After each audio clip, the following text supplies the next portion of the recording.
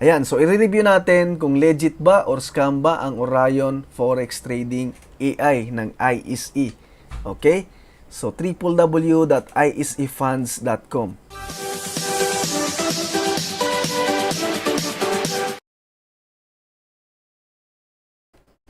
So sabi ng ISE, sila ay registered sa Republic of Seychelles as an international business company. So meron silang certificate of incorporation.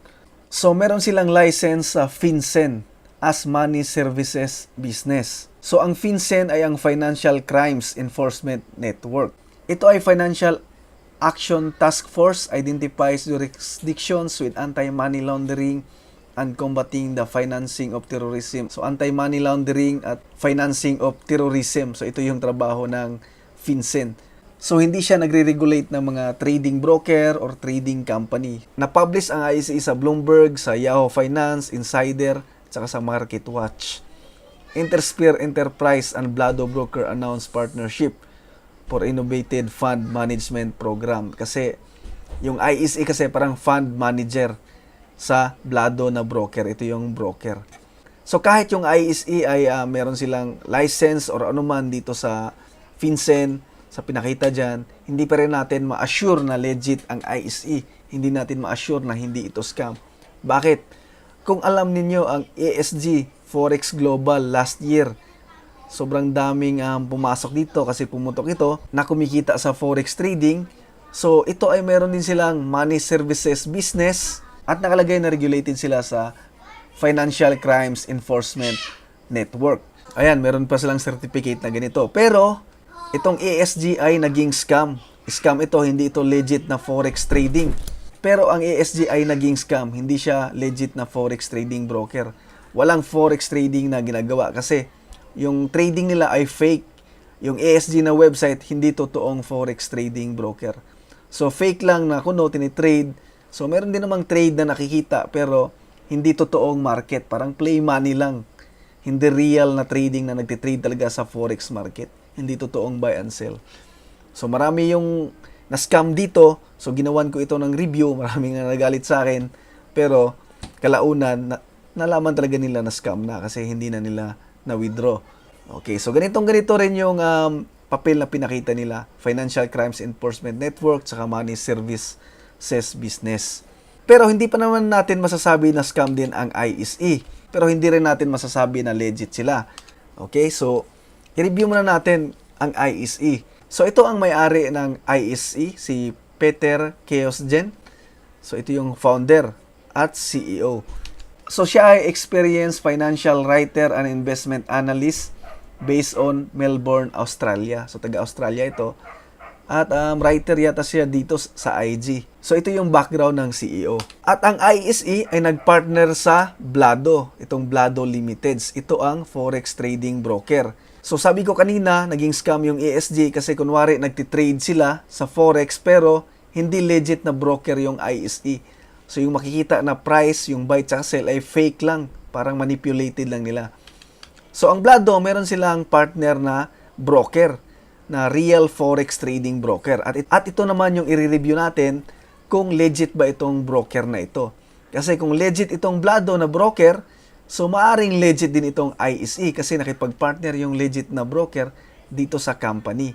Kaya kung makita natin yung MyFX book ng ISE Orion Trading System, nakalagay dyan Blado. So wala tayong question dito sa records nila, napakaganda. Track record ay verified. Makita natin maganda, wala kayong kinikita. Ito yung every month sa loob ng 2 years. Makita rin natin yung trade history. So, transparent. Makita lahat ng details. So, legit yung MyFX book nila. Ang tanong na lang nito, kung legit ba itong Blado. Kasi kung hindi legit itong Blado, maaring yung trades dito sa Blado ay manipulated. Parang pinapanalo lang para gumanda yung records dito. So, pwede kasing gawin ng broker yon. Marami nang ginawa ng mga scammer ito dati na nagtitrade sa broker, napaganda ng result sa MyFX book kasi manipulated yung broker, pinapanalo lang yung mga trades. Okay? So, i-check natin kung legit ba ito. So, ito ang certificate ng ISE na Master IB siya ng Blado. So, ibig sabihin, kapag gumamit tayo ng AI ng ISE, so, i-register tayo ni ISE dito sa broker. So, lahat ng trades natin na gumamit ng AI kay ISE, so, merong kinikitang commission sa trading fee or spread. Ito si ISE galing kay Blado. So, yun yung introducing broker. Kumikita siya ng commission sa trading fee or spread. Ganun. So, ito naman yung pinapakitang papel ng Blado na license nila. So, ang Blado ay merong Money Services Business License. So, nag-register 2022, expiration 2024. So, ito ay sa London, United Kingdom.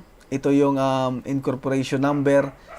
So, Money Services Business. MSB activity, forex exchange dealing, money transferring, dealing with virtual currencies.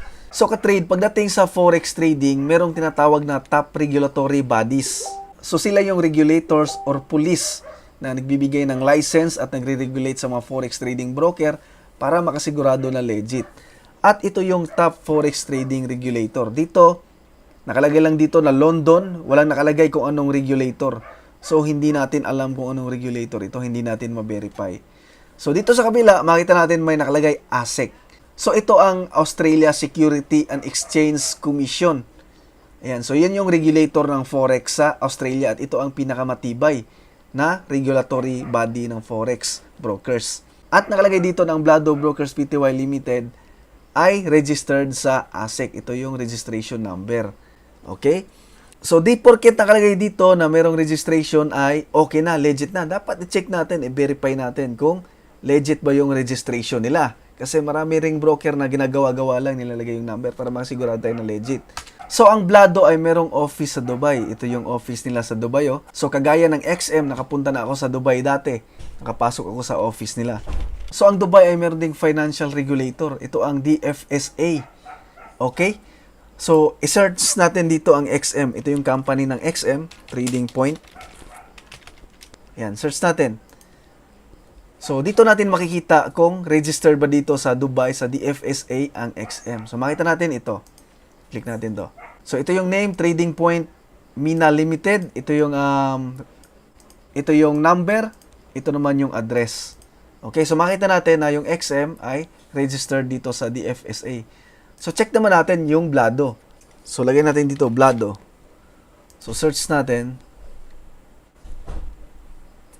So, nakalagay dito, zero result found. So, kahit may office dito sila sa Dubai, hindi natin ma-verify. So, ang DIFC, hindi naman siya regulator. Ito ay International Financial Hub in the Middle East, Africa, and South Asia, fostering business and cultural growth. So, lugar lang siya ng financial business company. At merong office doon ang Blado, pero hindi siya registered sa DFSA, sa regulator ng Dubai. So, nakalagay sa Blado na registered sila sa ASIC, sa Australia Securities and Investment Commission. Ito yung pinakamatibay na forex regulator. Kapag meron ito ang isang trading broker, so masasabi natin na legit yung trading broker, licensed at regulated. Nakalagay dito na registered ang Blado. Ito yung license number. Nakaregister siya dito noong 2022. So, pumunta ako sa website ng ASIC, tapos chinek ko yung license ng Blado. So, nakita ko, meron naman silang license. So, registered sila dito sa ASIC. Pero ang status ng license nila ay ceased na noong October 30, 2023. So, last month lang. So, nagkaroon sila ng license noong January 2022. So, ibig sabihin, legit yung Blado noong active pa yung license nila. Pero dahil ngayon ay ceased na, so natigil na yung license nila dito sa ASIC at kailangan nilang mag-renew at hindi pa sila naka-renew. So, yung status nila ngayon ay hindi pa natin masasabi na legit itong broker kasi natigil na yung license nila, hindi pa nila na-renew. So, sabi sa akin na this week daw or this month, marirenew na yung license nila. So, yun yung hihintayin natin na kapag naging active na yung license nila, nakapag-renew na sila at meron na silang license sa ASIC. So, yun, legit yung Blado na broker. So, ano yung review natin dito sa Orion Forex Trading AI, kung legit ba ito or scam? So, una, sa may FX book record nila, legit yung record nila, transparent, makita natin yung result at profitable. So, pangalawa, yung ISE mismo, yung company. So, meron silang certificate at registration na pinapakita, mga papel, pero hindi yon batayan na masasabi natin na legit kasi may mga company na naging scam na ganun din yung papel nila or yung license. So, ang pinakabatayan dito, yung broker na ginagamit ng Orion. Okay? Kasi kung legit yung Blado, ibig sabihin, legit yung trading result nila. So, kung legit yung trading result na profitable ng ganun, mababa yung drawdown sa loob ng 2 years, ibig sabihin, legit itong AI. So, kung legit yung AI, so legit din yung company, yung ISE, kasi legit yung product nila, at sa product nila, malaki yung kikitain nila sa product nila. Isipin mo, 20% lang yung mapupunta sa trader, yung 80% ng profit mapupunta sa kanila. Malaking business yon. Kaya, kung legit yung product nila, so malaki yung kikitain nila, legit din sila. So, ang importante talaga dito, kung legit yung broker, para ma-verify natin kung legit yung result. Dito sa AI nila na Orion, kasi marami yung magkakapital dito, tapos yung profit, malaki yung profit mapupunta sa kanila. So, abangan lang natin yung update natin dito sa Blado Broker kung ma-renew nila yung ASIC license nila. Pero sa ngayon, wag muna tayong basta-bastang pumasok, mag-fund ng malaki, kasi hindi pa tayo sure kung legit sila. So, pwede nyo i-try, maliit lang muna, minimum $200. Punta lang kayo sa website nila sa www.isefunds.com. Yun lang ka-trade, maraming salamat sa panonood.